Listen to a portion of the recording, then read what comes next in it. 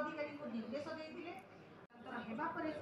कार्य हो मत व्यक्त करते जायगार अंतर्भुक्त होता अंचल गुड़िक नायक कर्पोरेटर वार्ड नंबर 56 आलोचन अंशग्रहण कर वार्ड नंबर 56 एक बृहत वार्ड तथा अधिकांश अंचल ड्रेनेज व्यवस्था नथिबार जलवृद्धि समस्या है तेणु वार्ड अन्य 15 कोटी पंप जोगाई देवाक से दाबी करते वार्ड पानगड़ा छक ठार बालीपुरी छक पर्यंत रास्ता अत्यंत शोचनीय अवस्था थी पुनरुद्धार कर श्रीजुक्त तापस रंजन सामंतराय कर्मी अंशग्रहण करते पंप उद्धार निमंते प्रदान कर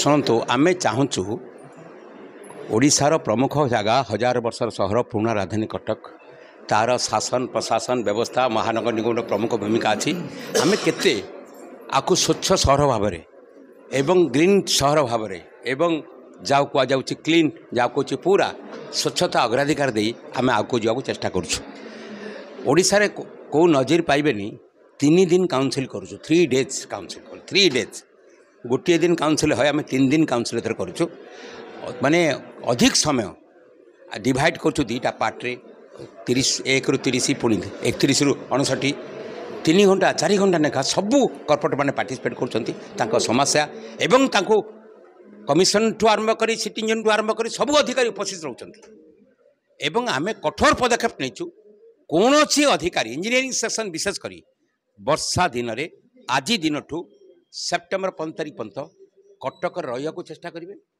एवं छुट्टी नहीं पारे ना केवल हेल्थ ग्राउंड छड़ा समस्ते अवस्था को अनुध्यान करेंगे एवं आकु जावाई चेष्टा करेंगे आम तो ऑफिशियल संख्या तो जानते मोर देन 200 ରୁ 250 लोक अच्छा आम समस्त आम जुलाई आज तारीख 19 तारीख टू सेप्टेम्बर 15 तारीख पर्यंत विशेषकर 2 मास होची ये 2 मासटा पूरा स्ट्रिक्टली आम कठोर भाव करूँ अतीत आपण आमको बहुत संपर्क नहीं विभिन्न प्रकार आपण आमको प्रश्न पचारि आम भी कठोर पदक्षेप नहीं मालकानगिरी कौन संबलपुर कौन केन्दुझर कौन आम विभिन्न लोक को बड़ बड़ मुखिया लोक भी आम एठू विदा करने बाध्य हो जदि जो मैंने आमको सहयोग न करेंगे यही 2 मास आम कठोर पदक्षेप नबू आम रोकठोक शुणु एवं एटा काउंसिल सबू विभाग इंजीनियर हेल्थ जड़ित अच्छी कारण हेल्थ सेक्शन बर्तमान आप समयटा भी सब संकट थाए डेंगू कह जहाँ कह सब आसे आम 10 वर्ष धरी डेंगू मुकाबला कर कटक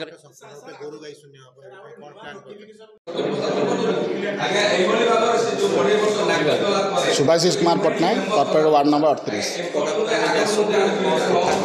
आगे देखो आमको गोटे नोटिस व्हाट्सएप माध्यम सीएमसी काउंसिल को शेयर कराइला जो थे लिखाई जे आप 7 दिन पूर्व आपण गोटे क्वेश्चन आंसर लिखिदेवे सिया को उपस्थापन करेंगे कौन क्वेश्चन करें ना एवं एटा को आम विरोध घोर विरोध करूँ जोटा कि गणमाध्यम प्रकाश पाई जे कॉर्पोरेट उपर लगाम लगा आज आम से लगाम को ये करने आज तुंडी नहीं आगे आसी तुंडी सह लगाम लगे जनप्रतिनिधि जनता स्वर को तुंडी लगाम लगे से आपको नहीं आगे आसलु से आम जनईदेव चाहूँ जदि यही टाइप विरोध करा टाइप कौन कार्यक्रम करा आगामी दिन कटक जनसाधारण जो स्वर को जो चपाई देवाई कोशिश करा घोर विरोध करूँ एवं आज 21तम 22तम काउंसिल आज मन पड़ा जे आज आम कौन रूल जा जो मैंने गत रूल को भंग कौन कार्यानुष्ठान ग्रहण कर आम आज दाबी रखू निश्चित भाव जनता का स्वर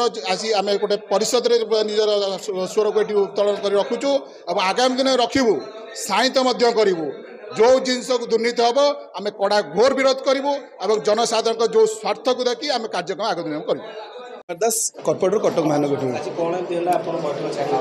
दुखद कथा जे आपण कहले जे इलेक्शन अच्छी अच्छी कही गोटे मास 2 मास पूर्व कले नहीं काउंसिल कले नहीं इलेक्शन सैला काउंसिल करेंगे आज आसी करुँच आज करुँच गोटे 11टार स्टार्ट करना 11:30 12टार आप स्टार्ट करेंगे आउ 2टा 3टार बंद करेंगे माने 3टी घंटा आम हाथ अच्छी ତା ଭିତରେ ଦୃଢ଼ୀକରଣ ନାଁରେ କେବଳ ସମୟକୁ ଆଗକୁ କେବଳ ବଢ଼ାଉଛନ୍ତି, ସେ ଆଉ କିଛି କରୁନାହାନ୍ତି। ଆଜ୍ଞା ମୁଁ ଆପଣଙ୍କ ମାଧ୍ୟମରେ ଏଇଟା ଜଣାଇବାକୁ ଚାହୁଁଛି, ଏଇଟା କିଛି ଏଜେନ୍ସି ମାନଙ୍କୁ କେବଳ ବଞ୍ଚିବା ପାଇଁ କିଛି ଜିନିଷ ପାସ୍ କରିବା ପାଇଁ ରଖିଛନ୍ତି ଏମାନେ।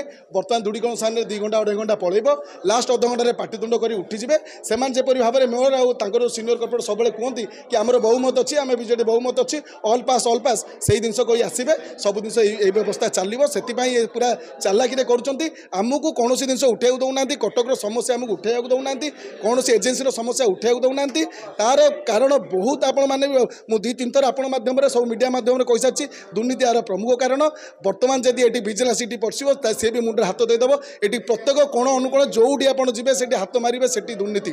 ଆପଣ ସେ ତାଳଦଣ୍ଡା କେନାଲ ଯାଆନ୍ତୁ, ସେଠି ବକ୍ସ ଡ୍ରେନ୍ ଯାଆନ୍ତୁ, PICL ଯାଆନ୍ତୁ, କି ଆପଣ ଯେଉଁ ହେଇଛି ଆପଣ ଲାଇବ୍ରେରୀ ଯାଆନ୍ତୁ, ଯେଉଁ ଜିନିଷ ଏଠି ହେଇଛି ଆପଣ କନଷ୍ଟ୍ରକ୍ସନକୁ ଯେଉଁଠି ଯିବେ ନିଶ୍ଚିତ ଭାବରେ ସେଠି ଦୁର୍ନୀତି ଆଉ କିଛି ପାଇବେନି। ଯେଉଁଠି ପରିମଳ ବ୍ୟବସ୍ଥାରେ 1.5 କୋଟି CMCର ଖର୍ଚ୍ଚ ହେଉଥିଲା, ଆଜି 5 କୋଟି ଖର୍ଚ୍ଚ ହେଉଛି। କ'ଣ ଅଛି ଆପଣ ଦେଖନ୍ତୁ ରାସ୍ତାଘାଟ। ଯଦି ଆମେ ଏଠି ଉଠେଇଲୁ ପ୍ରତିବାଦ କରିବୁ ତାହେଲେ ସେ ଆମକୁ ବିରୋଧ କରିବେ। ଦେଖୁଥିବେ କିପରି ଭାବରେ ମେୟର ନାଲି ଆଙ୍କି ଦେଖାଉଛନ୍ତି, ତାଙ୍କ ସିନିୟର କର୍ପୋରେଟ୍ ନାଲି ଆଙ୍କି ଦେଖୁଛନ୍ତି। ତାଠୁ ଆଉ ଦୁଃଖ କ'ଣ ଅଛି? ଆପଣ ମଧ୍ୟ ନିଶ୍ଚିତ ଭାବରେ ଓଡ଼ିଶା ଗଭର୍ଣ୍ଣମେଣ୍ଟକୁ ମୁଁ ଅନୁରୋଧ କରିବି, ଯଥାଶୀଘ୍ର ଏ କାଉନସିଲ୍ CMCକୁ ଭାଙ୍ଗି ଦିଅନ୍ତୁ। ଭାଙ୍ଗିକି ଏଠି ନିଶ୍ଚିତ ଭାବରେ ଇନକ୍ୱାରି ବସାନ୍ତୁ। ଆପଣ ଏଠୁ ଏତେ ଜିନିଷ ବାହାରିବ, ଆପଣ ଜାଣିବେ ଯେ ଏଠି କ'ଣ ହେଉଛି। କୌଣସି କାମ ହେଉନି, କେବଳ ପଇସା କମାଇବା ପାଇଁ ଏଠି ଆଉଛନ୍ତି। ଦିଆଗଲା ଆପଣମାନେ ସମର୍ଥନ ମଧ୍ୟ କଲେ, ଅଫିସରମାନେ ଅଛନ୍ତି ସେମାନେ ଯିବେ ନାହିଁ ଛୁଟିରେ। ସେଇଟା ମେୟର କହିଦେଲେ ସେଟା କେତେ ଦୂର କାର୍ଯ୍ୟକାରୀ ହେଉଛି ମୁଁ ତ ଦେଖିଛି। ଆପଣ ଦେଖନ୍ତୁ ଗୋପାଳପୁରଠୁ ନଖରା ଯାଇକି ଆମର କ୍ୟାମେରା ଲାଗିଛି ପ୍ରତି ଇଏରେ। ତେଣୁ ତାକୁ ଆମେ ତଦାରଖ କରିବୁ। କେଉଁ ଅଫିସର ରହୁଛନ୍ତି ଆଜ୍ଞା, ପ୍ରତି ଅଫିସର ଆଜ୍ଞା ସେଇଭଳି ଭାବରେ ଭୁବନେଶ୍ୱର ଯିବେ। ଏମାନେ ଖାମଖିଆଲି କରୁଛନ୍ତି ଅଫିସରମାନଙ୍କୁ। ଆପଣ ଦେଖନ୍ତୁ ବାରମ୍ବାର ନୋଟିସ୍ ଦେଲା ପରେ ମଧ୍ୟ R&B ସୁପରିଟେଣ୍ଡେଣ୍ଟ ଇଞ୍ଜିନିୟର ଏଠି ଆସିଲେ ନାହିଁ। 2ଟା ଡିଭିଜନ ତାଙ୍କର ଆସିଷ୍ଟାଣ୍ଟ ଇଞ୍ଜିନିୟରଙ୍କୁ ଏଠି ପଠାଇ ଦେଉଛନ୍ତି। ସେଭଳି ମାତ୍ରାରେ କାର୍ଯ୍ୟକାରୀ ହେଉଛି। ଆଜ୍ଞା ମେୟର କହିଦେଲେ ସେ ସରିଗଲା। ଆଜି ସନ୍ଧ୍ୟାବେଳେ ଆପଣମାନେ ଦେଖିବେ, ଆମେ ଫଟୋ ଉଠେଇକି ରଖିବୁ କେଉଁ ଅଫିସର ଭୁବନେଶ୍ୱରକୁ ଯାଉଛନ୍ତି ବା କଟକ ରହୁଛନ୍ତି। ତେଣୁ ଯେତେବେଳେ ଆଜ୍ଞା କିଛି ଦିନ ତଳେ ଗୋଟେ ଜବରଦସ୍ତ ବର୍ଷା ହୋଇଥିଲା, ଆମେ ରାତିରେ ଯେଉଁ ଅଫିସରଙ୍କୁ ଖୋଜିଲୁ ଆଜ୍ଞା କେହି ମିଳିଲେନି। ମୁଁ ଧନ୍ୟବାଦ ଦେବି କମିଶନରକୁ, ସେ ରାତି 12ଟା 12:30 ମଧ୍ୟ ଫୋନ୍ ଉଠେଇଥିଲେ ଏବଂ ସେ ଆସିକି ସେ ପରିସ୍ଥିତିରେ ପହଞ୍ଚିଥିଲେ। ସମାଧାନ ଯାହା ହଉ ନ ହଉ, କିନ୍ତୁ ଜଣେ ଅଫିସର ଆସି ପ୍ରେଜେନ୍ସ ରହିବାଟା ନିଶ୍ଚିନ୍ତ ଜରୁରୀ। କଟକ ସହର ଯେଉଁ ଏମର୍ଜେନ୍ସି ଅବସ୍ଥା ଅଛି, ତେଣୁ ତାହା କେତେ ଦୂର କାର୍ଯ୍ୟକାରୀ ହେଉଛି ତାକୁ ଆଗାମୀ ଦିନରେ ଦେଖାଯିବ। ନୂଆ ଟେଣ୍ଡର ପାଇଁ